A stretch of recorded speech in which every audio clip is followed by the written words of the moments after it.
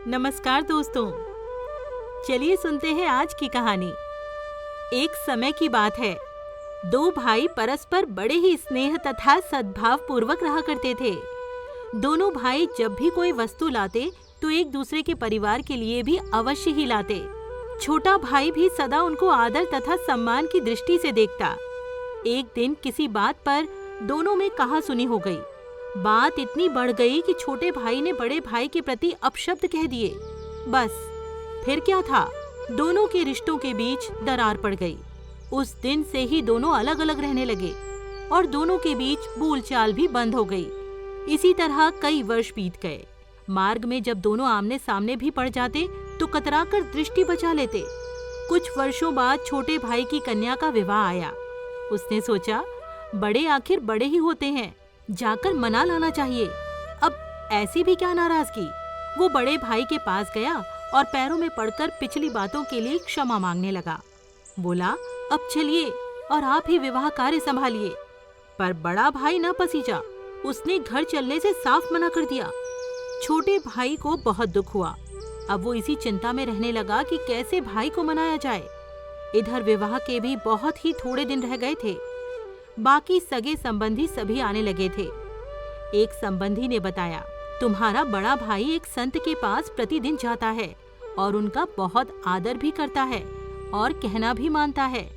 छोटा भाई भी उन संत के पास पहुंचा और उसने संत से पिछली सारी बातें बताते हुए अपनी गलती के लिए क्षमा याचना की तथा गहरा पश्चाताप व्यक्त किया और उनसे प्रार्थना की, आप किसी भी तरह मेरे भाई को मेरे यहाँ आने के लिए राजी कर दें।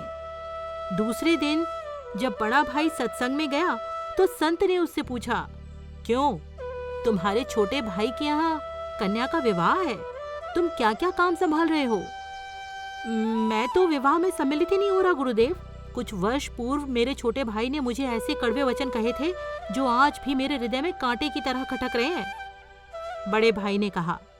संत जी ने कहा, सत्संग के बाद मुझसे मिलकर जाना, जरूरी काम है। सत्संग समाप्त होने पर वो संत के पास पहुंचा। तब संत ने उससे पूछा, मैंने गत रविवार को जो प्रवचन दिया था उसमें मैंने क्या कहा था, जरा याद करके बताओ। अब बड़ा भाई बिल्कुल मौन, काफी देर सोचने के बाद हाथ जोड़कर बोला, माफी चाहता हूँ गुरुदेव, कुछ याद नहीं आ रहा, कौन सा विषय था? संत बोले, देखा, मेरी बताई हुई अच्छी बातें तो तुम्हें 8 दिन भी याद न रहीं और छोटे भाई के कड़वे बोल जो कि वर्षों पहले कहे गए थे वो तुम्हें अभी तक हृदय में चुभ रहे हैं। जब तुम अच्छी बातों को याद ही नहीं रख सकते तब उन्हें जीवन में कैसे उतारोगे? और जब जीवन नहीं सुधारा तब सत्संग में आने का लाभ ही क्या रहा? अतः कल से यहाँ मत आया करो, बेकार अपना समय मत व्यर्थ करो। अब बड़े भाई की आंखें खुली। उसने आत्मचिंतन किया और स्वीकार किया, मैं वास्तव में ही गलत मार्ग पर हूँ।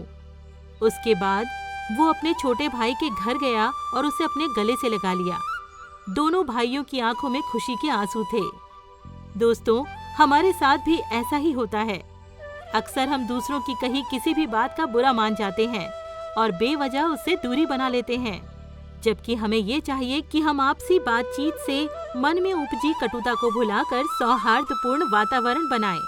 न स्वयं किसी से रूठे, न किसी को रूठने का मौका दें। तो शुभ काम में देरी क्यों?